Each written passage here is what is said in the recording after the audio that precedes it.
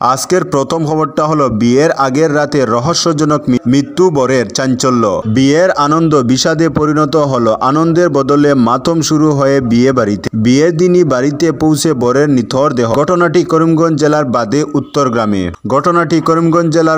উত্তর গ্রামের।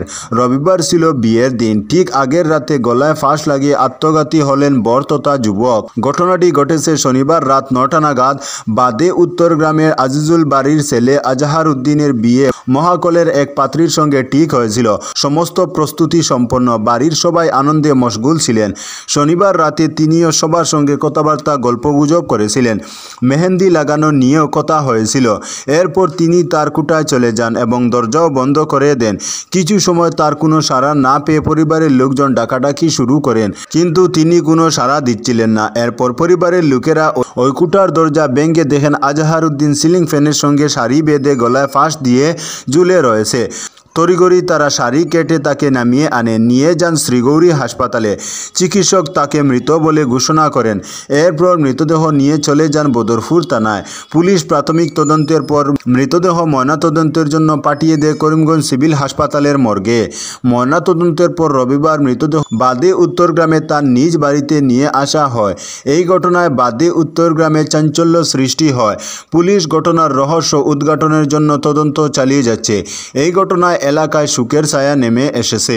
আজকের পরবর্তী খবরটি হলো শীঘ্রই করিমগঞ্জ সীমান্ত দিয়ে কয়লা পাথর বাংলাদেশে রপ্তানি। পশ্চিমবঙ্গ সীমান্ত থেকে ডিম আলুর আমদানির পর এবার করিমগঞ্জ ও মেঘালয় সীমান্ত দিয়ে কয়লা পাথরের সঙ্গে পণ্য সামগ্রী আমদানি রপ্তানি শুরু করার জন্য দুই দেশের ব্যবসায়ীদের মধ্যে বিশেষ সভা অনুষ্ঠিত হয় সিলেটে। সিলেট কয়লা আমদানিকারক গ্রুপের সভাপতি চন্দন সাহা, সাধারণ সম্পাদক আতিক হোসেন, কোষাধ্যক্ষ Jayanta Chakraborty, Suhel Ahmed, Jewel Ahmed Tajuddin, Indo Bangla chamber of কমার্সের নর্থ ইস্ট সম্পাদক অমরেশ রায় সহ সিলেট চেম্বার অফ কমার্সের পদাধিকারীরা উপস্থিত থাকেন।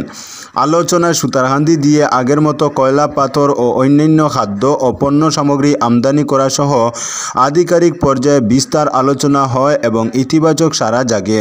দুই দেশের সাংগঠনিক পর্যায়ে আলোচনা শেষে সিলেটে ভারতীয় দূতাবাসের সি কানন, দ্বিতীয় সচিব, এবং K Mustafiz, second secretary, trade and commerce, Sylhet ভারতীয় দূতাবাস। আধিকারিক পর্যায়ে বিস্তার আলোচনা হয়। আলোচনায় বলা হয় অবিলম্বে ভারতের অসম রাজ্যের করিমগঞ্জ জেলার স্থল ও জল সীমান্ত দিয়ে কয়লা পাথরের সঙ্গে পণ্য সামগ্রী আমদানির জন্য ভারত বাংলাদেশ সরকার যাতে ভারত সরকারের সঙ্গে ইতিবাচক আলোচনা করেন। অনুরূপভাবে সোমবার মেঘালয়ের ডাউকি সীমান্তের আধিকারিক ও ব্যবসায়ীদের সভা অনুষ্ঠিত হবে। এ প্রসঙ্গে ইন্দো বাংলা চেম্বার অফ কমার্সের নর্থ ইস্ট সম্পাদক অমরেশ রায় বলেন, বাংলাদেশের সিলেটের আলোচনা সফল হয়েছে। সোমবার মেঘালয়ের ডাউকি সীমান্তের সমস্যা সমাধান হবে। তিনি বলেন, সব ঠিকঠাক থাকলে আগামী মঙ্গলবার থেকে ভারত বাংলার ব্যবসা বাণিজ্য আগের মতো ফিরে আসবে। আজকের পরবর্তী খবরটি হলো শিলচরে মহিলা কংগ্রেসের প্রতিষ্ঠা দিবস পালন। যথাযোগ্য মর্যাদায় সর্বভারতীয় মহিলা কংগ্রেস কমিটির 40তম প্রতিষ্ঠা দিবস পালন করল শিলচর জেলা মহিলা কংগ্রেস কমিটি। রবিবার সকাল 9টায় পতাকা উত্তোলন ও প্রয়াত প্রধানমন্ত্রী ইন্দিরা গান্ধীর মূর্তিতে মাল্যদানের মাধ্যমে কর্মসূচির সূচনা করেন জেলা মহিলা কংগ্রেস সভানেত্রী বন্দিতা ত্রিবেদী রায়। এরপর বৃক্ষরোপণ ও আলোচনা সভা অনুষ্ঠিত হয়। আলোচনা সভায় বিশেষ ছিল ভারতীয় রাজনীতিতে মহিলারা। এতে বক্তব্য রাখেন অসম প্রদেশ মহিলা কংগ্রেস কমিটির সাধারণ সম্পাদক নবীনা ইয়াসমিন মজুমদার, জেলা মহিলা কংগ্রেস সভানেত্রী বন্দিতা ত্রিবেদী রায় ও যশোদা সিনহা। অনুষ্ঠানে উপস্থিত ছিলেন প্রদেশ কংগ্রেস কমিটির প্রবক্তা সঞ্জীব রায়, জেলা কংগ্রেস কমিটির সভাপতি অভিজিৎ পাল, উপসভাপতি সীমান্ত ভট্টাচার্য। আজকের পরবর্তী খবরটি হলো জিরিবামের জঙ্গলে রাতে দুই পক্ষের গুলির লড়াই অব্যাহত, আতঙ্ক। রাতের অন্ধকারে দুই পক্ষের গুলিযুদ্ধ অব্যাহত রয়েছে জিরিবাম জেলার গ্রামাঞ্চলে। মাঝে মধ্যে বিরতি থাকলেও প্রতি রাতে দুই পক্ষের বন্দুকের লড়াই চলতে থাকে। এর ব্যতিক্রম নয় শনিবার রাতও। রাত 8টা থেকে 10:30 পর্যন্ত প্রবল গুলির লড়াই অব্যাহত ছিল। জিরিবাম জেলার লালপানি গ্রামের পার্শ্ববর্তী সেজাং মংবুং জঙ্গলে রাত হলেই শুরু হয় দুই পক্ষের বন্দুক, বোমা, মর্টার সেল ছুড়াছুড়ি।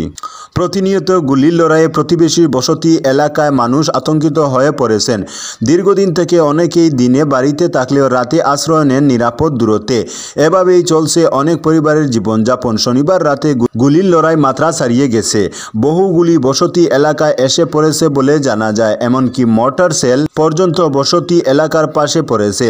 লালপানি, কাশিমপুর, চাম্পানগর, রশিদপুর ইত্যাদি বসতি এলাকা গুলিযুদ্ধে প্রভাবিত হওয়ার যথেষ্ট আশঙ্কা রয়েছে বলে উদ্বেগ প্রকাশ করেছেন অনেকেই। বন্দুকের গুলি, বোমা বিস্ফোরণের শব্দে রাতের ঘুম উবে গেছে সাধারণ মানুষের, এমনকি আতঙ্কে রয়েছেন।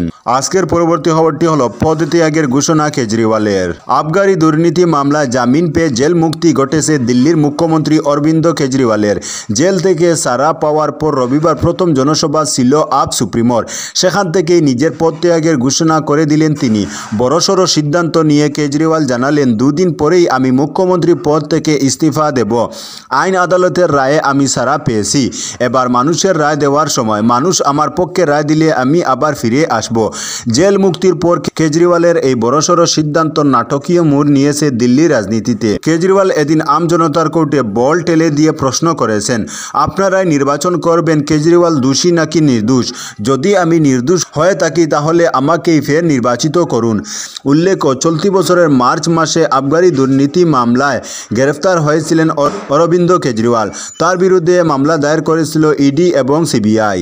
আজকের পরবর্তী খবরটি হলো কচুদরমে দিন দুপুরে গড়ে ঢুকে লুট, অর্থসহ স্বর্ণালঙ্কার, ধৃত 2। দিন দুপুরে গড়ে ঢুকে নগদ অর্থসহ স্বর্ণালঙ্কার চুরি করে নিয়ে যায় চোর। কচুদরম থানা থেকে ডিলসুরা দূরত্বে থাকা কচুদরম প্রথমখণ্ড গ্রামের আলী হোসেন লস্কর নামের শিক্ষকের বাড়িতে এই চুরিকাণ্ড সংঘটিত হয় শনিবার সকাল 11টা নাগাদ। এদিকে পরস্পর খবরের ভিত্তিতে এদিন একই গ্রামের দিলবার হোসেন লস্কর নামের লোকের বাড়িতে অভিযান চালায় কচুদরম পুলিশ, কিন্তু পুলিশের উপস্থিতি টের পেয়ে পালিয়ে যায় দিলবার। শেষে পার্শ্ববর্তী দুধপাতিল গ্রাম থেকে তাকে আটক করে কচুদরম পুলিশের হাতে তুলে দেওয়া হয়। দিলবারকে জিজ্ঞাসাবাদ সূত্র ধরে কচুদরম দ্বিতীয় খণ্ড গ্রামের আনোয়ার হোসেন লস্কর নামের লোকের বাড়িতে অভিযান চালিয়ে তাকে আটক করে থানায় নিয়ে আসে পুলিশ। এদিকে নগদ 30,000 টাকা ও আনুমানিক 7 লক্ষ টাকার স্বর্ণালঙ্কার চুরির অভিযোগ এনে দিলবার হোসেন ও আনোয়ার হোসেনকে অভিযুক্ত করে কচুদরম থানায় এক এজাহার দায়ের করেন আলী হোসেন লস্কর। তিনি রবিবার সংবাদ মাধ্যমের কাছে বিস্তারিত তুলে ধরে বলেন, ধৃত দিলবার হোসেন চুরির কথা স্বীকার করেছে।